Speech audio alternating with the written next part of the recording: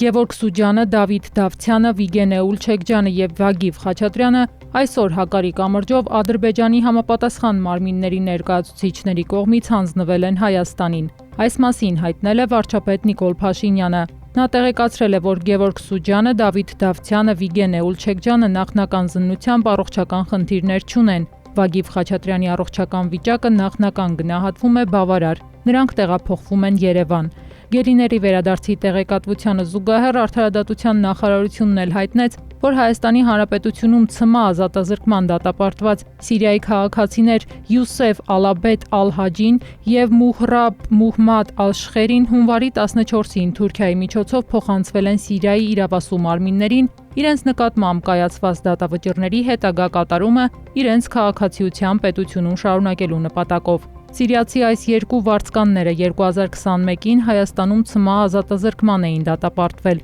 Նրանք մեղադրվում են միջազգային ահաբեկչության, զինված ընդհարումների ժամանակ միջազգային մարդասիրական իրավունքի նորմերի լուրջ խախտումների, վարձկանության հոդվածներով։